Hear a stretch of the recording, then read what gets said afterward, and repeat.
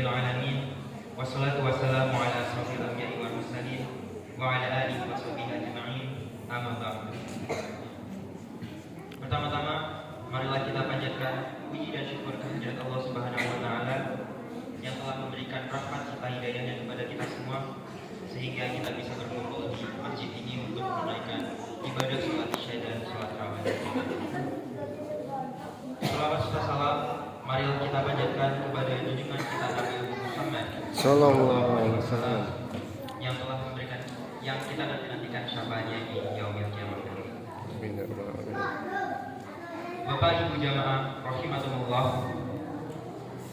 pernahkah kita berpikir bagaimana jika hari ini adalah hari terakhir kita di dunia? Apa yang akan kita lakukan? Akankah kita masih bersantai dan menunda-nunda kebaikan? Ataukah kita akan bergegas untuk memperbanyak ibadah? Atau meminta maaf kepada orang yang pernah kita sakiti? Karena faktanya jamaah sekalian, setiap hari kita semakin dekat dengan ajal. Tetapi di sisi lain, kita masih sering hidup seolah-olah masih punya waktu yang panjang. Allah telah mengingatkan kita dalam surat Al-Insyirah ayat 7 sampai dengan 8. Bismillahirrahmanirrahim. Fa'idza faraghta fansab wa ila rabbika farghab.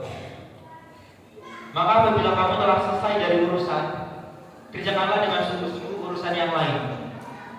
Dan hanya kepada Tuhan pula hendaknya kamu berharap. Jamaah sekalian, secara tidak langsung Allah mengingatkan kita bahwa waktu hidup kita di dunia ini itu tidak lama. Dan yang harus digarisbawahi dari surat itu, dari ayat tersebut, kita harus segera mengerjakan urusan yang lain dengan bersungguh-sungguh setelah kita menyelesaikan suatu hal.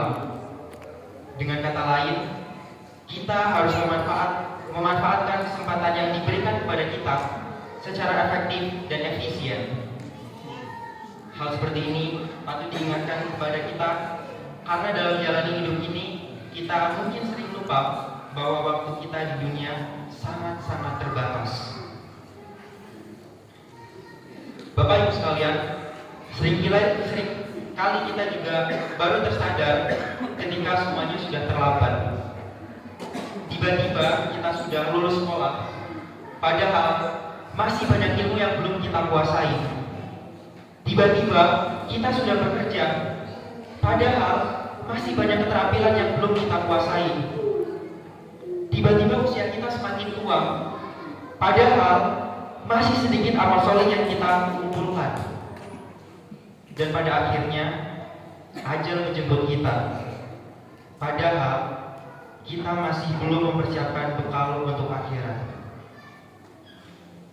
Namun Bapak Ibu sekalian, menyesali yang telah berlalu tidak akan mengubah apapun. Maka dari itu, satu-satunya cara untuk menghindari penyesalan tersebut adalah dengan memulai sekarang juga. Bersegeralah dalam kebaikan, memanfaatkan setiap detik yang kita miliki untuk sesuatu yang bernilai di sisi Allah. Beberapa tokoh seperti Iskandar Zulkarnain, Raja Asoka, Kiai Dahlan, bahkan Nabi Muhammad SAW sendiri adalah manusia-manusia yang dikaruniai usia yang tidak terlalu panjang. Namun, sejarah umat manusia mencatat nama-nama mereka sebagai manusia yang telah berbuat luar biasa.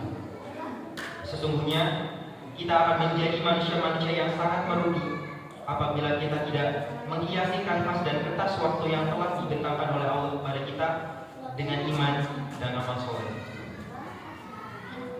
Ada suatu permisalan atau analogi yang menggambarkan perjalanan hidup kita di dunia untuk menuju ke akhirat.